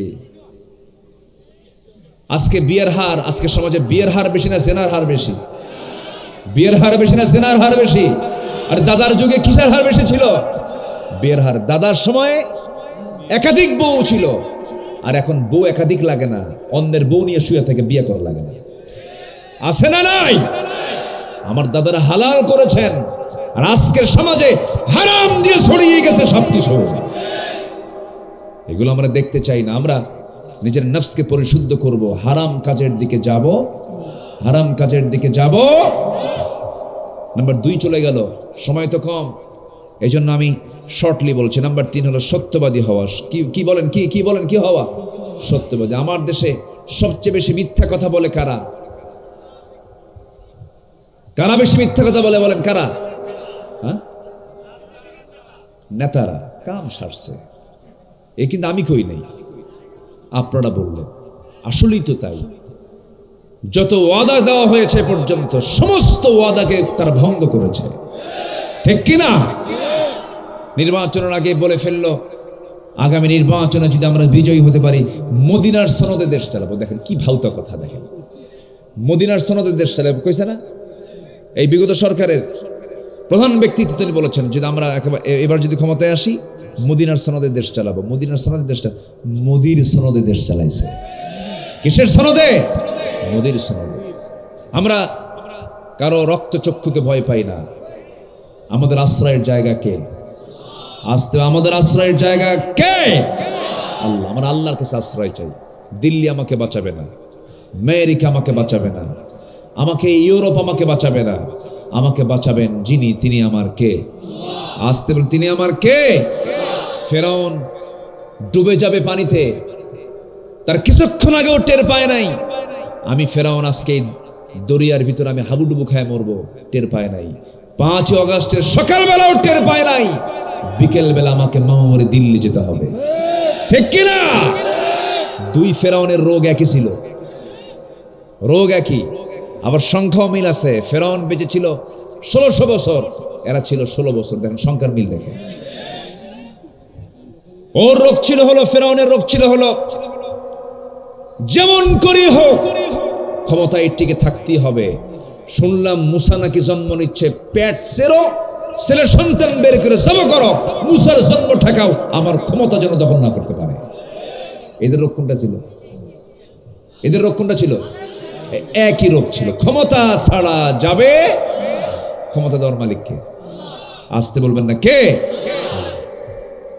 সম্মানিত ভাইয়ের, আমরা সত্যবাদী হব, জোরে বলি ইনশাআল্লাহ। সত্যবাদী হলে পরে তার পুরস্কারটা কি, তার জাযাটা কি? আল্লাহ রাব্বুল আলামিন বলেন, ইত্তাকুল্লাহা ওয়া কুলু কাওলান সাদীদান ইউসলিহ লাকুম আ'মালাকুম ويغفر لكم ذنوبكم ومن يطع الله ورسوله فقد فاز فوزا عظيما জোরে বলুন আল্লাহু আকবার। সত্য কথা বললে পরে তোমার জীবনের যে আমলনামার ভিতরে যে ভুলগুলো আছে আমি আল্লাহ সবগুলো ভুলগুলোকে সংশোধন করে ঠিকঠাক করে দেব। দেখছেন আল্লাহু আকবার বলেন, কি আল্লাহ পাক অফারটা দিচ্ছেন। সত্য কথা বলবা, তোমার যে ভুলগুলো ছিল আমি আল্লাহ ঠিকঠাক করে দেব। আর কি কোনো চিন্তা আছে? আল্লাহ বলছেন আমি তোমাকে সম্মানজনক জান্নাত দিয়ে দেব। যাও যেরকম সুবহানাল্লাহ। নাম্বার 4 হলো ধৈর্যশীল হওয়া। কি বলেন? কি কি কি কি হওয়া? ধৈর্য। ধৈর্য ছাড়া কোনো কিছু অর্জন করা সম্ভব। ধৈর্যের অভাবে ঈমান হেরে যায়, আছে না? এরকম আছে না? ধৈর্য নাই, ঈমানও থাকবে না, ঈমান চলে যাবে। ধৈর্য ছাড়া আপনি কোনো কিছু অর্জন করতে পারবেন না। এক মহিলা আমারে ফোন দিয়েছে সেদিন, ফোন দিয়ে বলে, হুজুর আমার স্বামী না সকালেও তালাক দেয়, বিকেলেও তালাক দেয়, আমি কি আসি না নাই? কম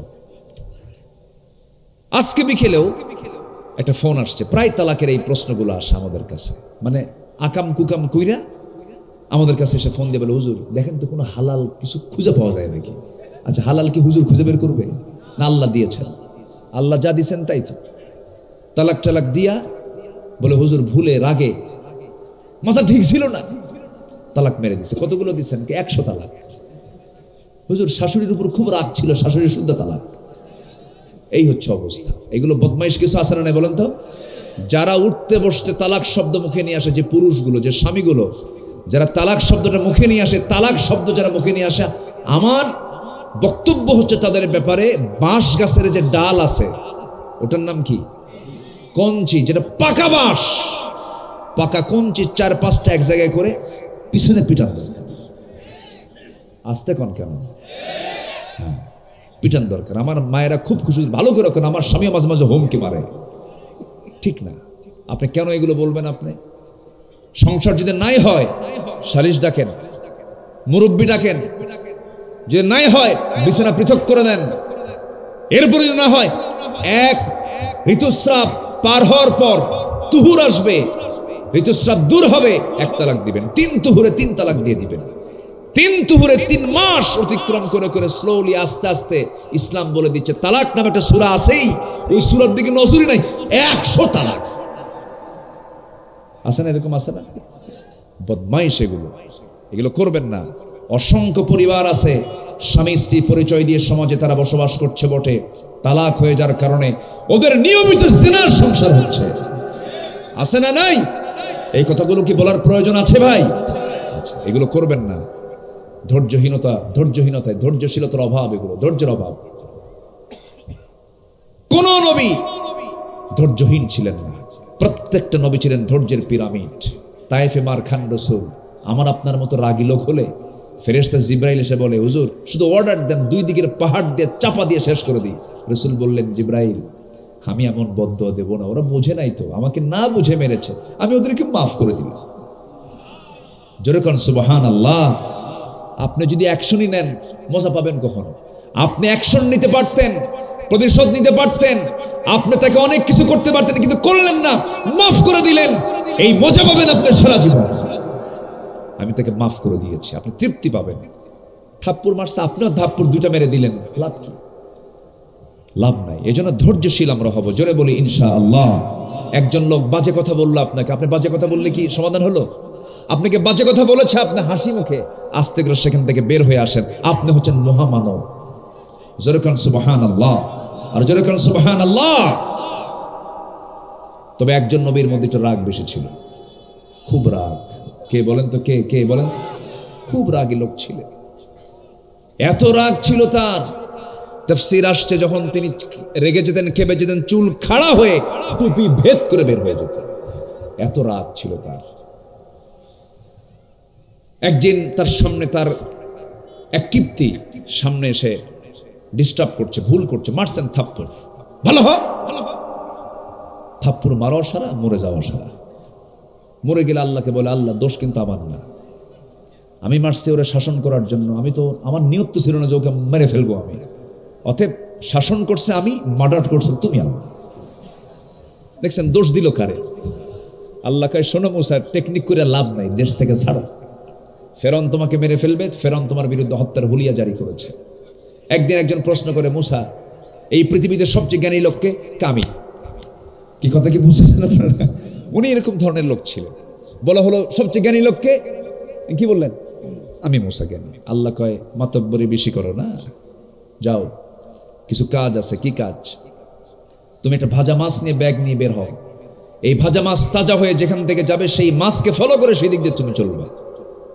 ব্যাগ নিয়ে চলছেন তিনি, কিন্তু হঠাৎ করে মাছ তাজা হয়ে কোন দিক দিয়ে চলে গেছে উনি টের পান নাই। পরে ব্যাগে হাত দিয়ে দেখেন মাছ নাই। পরে আবার তাকে জানিয়ে দেওয়া হলো এই দিক দিয়ে চলে গেছে। উনি রওনা দিলেন, রওনা দিয়ে দেখেন একজন আল্লাহর খুব পছন্দের এক বান্দাকে দেখলেন। সাক্ষাৎ হলো, আপনাকে? আমি খিজির আলাইহিস সালাতু ওয়াস সালাম, আমি আপনার সঙ্গে একটু দেখা করতে আসছি, আল্লাহ আমারে পাঠাইছে। কে আপনি আমার সঙ্গে থাকতে পারবেন না? আপনি থাকেন না, আপনি চলে যান। কেন? আমি যা করবো তাহলে কিচ্ছু করা যাবে না। কাছে কিচ্ছু করবো না। চলতে চলতে হঠাৎ করে একটা নদী পড়লো সামনে। নদী পার হলেন। দুজন নদী পার হওয়ার পর, ওই নদী পার হওয়ার পরেই নদী থেকে নামবেন ঘাটে, তার আগেই বাম পা দিয়ে মারছে ঘুতা ওই নৌকার তলায়। নৌকা গেল ফুটা হয়ে। এখন এই দৃশ্য দেখে মুসা বলছেন, আপনি কি কাজটা করলেন? আপনি নৌকা ফুটা করলেন। এখন এই আল্লাহর বান্দা বলছেন, আমি তো আপনাকে বলেছি আমি যা করব আপনি কিচ্ছু বলতে পারবেন না। গো, ভুল হয়ে গেছে, আমি আর বলবো না। আবার গেছে সামনের দিকে। চলতে চলতে ছোট্ট একটা বাচ্চা 7 থেকে 8 বছর বয়স সামনে পাইছে। আল্লাহর এই ওলি বান্দা খিজির আলাইহিস সালাম করছেন, কিন্তু মারছেন থাপ্পড়, এক থাপ্পড় মারা সারা মরে যাওয়া সারা। যখন মরে গেছে, কি আজীব মানুষ! এ তো মার্ডার কেসের আসামি। এটা মারলো কেমন? বলবেন না, বলবেন না। একসময় বলেই ফেললেন মুখ ফসকে, না আপনার সঙ্গে আমার হবেই না। কেন? মানুষকে মেরে ফেলবেন, আমি কি ছাড়বো নাকি আপনার? আমি আপনারা কইছি আপনি আমার সঙ্গে চললে কোনো কথা বল, ও ভুল হয়ে গেছে, আমি আর বলবো না। সামনের দিকে চলতে চলতে প্রচন্ড ক্ষুধা লাগছে। এক গ্রামের ভিতরে ঢুকলেন, ঢুকে বললেন, ভাই আমাদের কিছু পানি দাও। পানিও দেয় নাই, খাবারও দেয় নাই। গ্রামের একটা লোক পানিও নাই, কি খাবার নিয়েও এই দুজনের সামনে আসে নাই। ওই গ্রাম পার হতে হতেই হঠাৎ করে একটা ভাঙ্গা প্রাচীর দেখতে পেলেন। খিজির আলাইহিস সালাতু ওয়াস সালাম দেখে, ভাঙ্গা প্রাচীর দেখে বললেন, এই ভাঙ্গা প্রাচীর আসো মুসা, আমরা ঠিকঠাক করে দেই। দুজন মিলে ভাঙ্গা প্রাচীরটা, মাটির প্রাচীরটা সুন্দর করে ঠিকঠাক করে দেওয়া হলো। মুসা মনে মনে ভাবলেন, নৌকা ফুটা করলো, মানুষকে মার্ডার করলো, আর যে গ্রামের লোক পানি দেয় না, ভাত দেয় না, আর প্রাচীর ঠিক করে দিল। কি কথা কি বুঝতেছেন না? এ তো উল্টা মানুষ, এ কেমন ধরনের মানুষ! এবারও তিনি বলে ফেলেছেন, ও আল্লাহর বান্দা খিজির, কেমন হলো আমার তো বুঝে আসতেছেন, আমি তোরে সহ্য করতে পারছি না। এবার তিনি বলছেন, বুঝতে পেরেছে আপনি আমার সঙ্গে থাকতে পারবেন না, টিকতে পারবেন না। আপনি আমাকে বারবার ডিস্টার্ব করবেন, আমি আপনাকে আমার সঙ্গে রাখতে দেব না। এবার বলতেছে, আমি আর থাকবো না, আমি চলে যাব। কিন্তু আমার শর্ত হলো, 3টাই কাজ যে করলেন, 3টা কাজের ব্যাখ্যা আপনি আমাকে জানায়া দেন। এবার আল্লাহর সেই পছন্দের বান্দা খিজির বলছেন, আল্লাহর পয়গম্বর মুসা শোনো, প্রথম যে নৌকাটা ফুটা করলাম, নৌকা ফুটা করার কারণ হলো ওই নৌজানে ওই খেয়া পারাপার করে ওই গরিব লোকগুলো পরিবার চালায়। কিন্তু কিছুক্ষণ পর জলদস্যু আসবে, জলদস্যুগুলো এসে যে সমস্ত নৌকাগুলো পাবে সব তার অপহরণ, জোরপূর্বক নিয়ে চলে যাবে, ছিনতাই করে নিয়ে চলে যাবে, অপহরণ করে নিয়ে চলে যাবে। অন্তত তাদের জীবন জীবিকার সুরক্ষার জন্য নৌকাটা ফুটা করলাম, নৌকা যেন তলে যায়। পানির নিচে থাকলে পরে ওই জলদস্যুগুলো চলে যাওয়ার পর অন্তত তারা আবার কষ্ট করে সেই নৌকাটা তুলে আবার তারা জীবিকার ব্যবস্থা করতে পারবে। সুবহানাল্লাহ বলবেন না? মুসার কাছে মাথা খারাপ হয়, আল্লাহ আমার সব বুদ্ধি লোক আছে, আমার সব বুদ্ধিমান লোক আছে। এবার বলো হলো, আপনি কেন মার্ডার করলেন? এবার তিনি বলছেন, এই সন্তানকে আমি এই জন্য দুনিয়া থেকে বিদায় করে দিলাম। বাপ মা খুব ভালো ছিল, আল্লাহওয়ালা ছিল, কিন্তু এই ছেলে যদি বড় হয় বাপ মার অসুবিধা হয়ে যাবে। নেক সন্তান না, এটা হচ্ছে বদ সন্তান, এই জন্য থাপ্পড় মেরে ফেলছি আমি, কিন্তু না বুদ্ধি আছে। এবার সামনের দিকে আরেকটা ঘটনা ঘটেছে, তা হলো যে গ্রামের লোকগুলো ভাত দিল না, খাবার দিল না, পানিও দিল না, সাহায্য করলো না, সেই প্রাচীরটা ঠিক করে দেওয়ার কারণ কি? এবার তিনি বলছেন, আল্লাহর পয়গম্বর, ঠিক করে দেওয়ার কারণ হলো আল্লাহ আমাকে এই জ্ঞানটা দান করেছেন।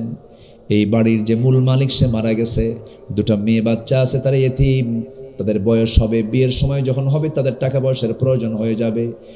এই প্রাচীরের মধ্যে কিছু সোনাদানা আছে, এই সোনাগুলো বাইরে বের হয়েছিল। সুন্দর করে প্রাচীরটা আমি ঠিক করে দেওয়ার উদ্দেশ্য হলো ওদের যখন বিয়ের সময় হয়ে যাবে তখন এই প্রাচীর ভাঙ্গার সময় হয়ে যাবে, প্রাচীর ভাঙ্গা পড়বে, এই সোনাদানাগুলো বের করে তাদের বিয়ের বন্দোবস্ত হয়ে যাবে।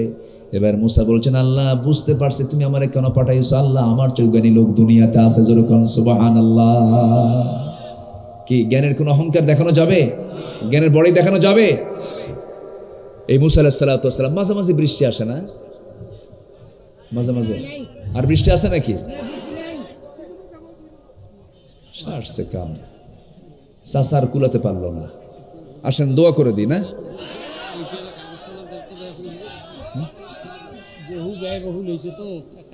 দোয়া করবো না? ফজর পড়বেন কারা কারা একটা হাত তুলে দেখেন, ফজর পড়বেন কারা কারা? জোরে বলি আল্লাহ আমাদেরকে ফজর, জোহর, আসর, মাগরিব, ইশা 5 ওয়াক্ত সালাত আদায় করার তৌফিক তুমি আল্লাহ দিয়ে দাও। জোরে বলি আমিন, আরো জোরে আমিন, আরো জোরে আমিন। সফল হওয়ার জন্য শর্ত মোট কয়টা বলেছিলাম বলেন তো? 9টা। চলছে হলো 3 নাম্বার ধৈর্যশীল হওয়া, নাম্বার 4 হলো তাকওয়া অর্জন করা, নাম্বার 5 হলো আল্লাহ রাসূলের আনুগত্য করা জীবনের সকল জায়গায়। নাম্বার কি হলো? কি হলো? কি হলো? কি হলো? কি হলো? নাম্বার 6 হলো আল্লাহ রাসূলের আনুগত্য করা, নাম্বার 7 হলো সৎ কাজের আদেশ দেওয়া, সৎ কাজের বাধা দেওয়া, নাম্বার 8 হলো তওবা করা, নাম্বার 9 হলো প্রকৃত মুমিন হওয়া। এই 9টা গুণ অর্জন হবে যার সফলতা আছে তার জোরে কোন সুবহানাল্লাহ। আল্লাহ কবুল করুন, জোরে বলি আমিন। যে যেখানে আছেন বসে পড়ুন। আমি লক্ষ্যই করে নেই যে 12টা কখন পার হয়ে গেছে। আমি সব দিকে তাকাবো, আপনার বাড়িতে যাওয়াটা যেন নিরাপদ হয়, সবার আগামীকালের দিনের কাজও যেন বরকতময় হয়, সব দিকে তাকিয়ে আমি আমার কথা আর বাড়াতে পারছি না। মাহফিল কমিটি একটু আমাকে বলেছেন, যদিও একবার চাদর গেছে, ব্যাগ গেছে, আবারও দোয়ার মাঝে আপনাদের কাছে ব্যাগ চলে যাবে। যে যা পারি আমরা দোয়ার মাঝেই কিছু দান করবো ইনশাআল্লাহ। আমরা নামাজের মতো করে একটু বসি, তাশাহুদের সূরাতে বসি, আমরা আল্লাহর কাছে চাবো। বলে সবাই বলে সুবহানাকাল্লাহুম্মা ওয়া বিহামদিকা আশহাদু আল্লা ইলাহা ইল্লা আনতা আস্তাগফিরুকা ওয়া আতুবু ইলাইকা। যিনি উঠে যাচ্ছেন, বাপ মার প্রতি দয়া নাই আপনাদের? বাপ মার জন্য দোয়া আছে না নাই? একটু বসেন, 5টা মিনিট বসেন, একটু বসেন, দিয়েন না। আমি চাইছি আপনার চাওয়া দেখি আপনার দৌড় মারছেন। বসেন, একটু বসেন। যে যা পারেন আপনার ইচ্ছাই দিতে পারবেন, সমস্যা নাই। একটা ঘোষণা আমার পক্ষ থেকে, আমি আমার নিজের তরফ থেকে একটা কথা বলতে চাই, শুনবেন আপনারা?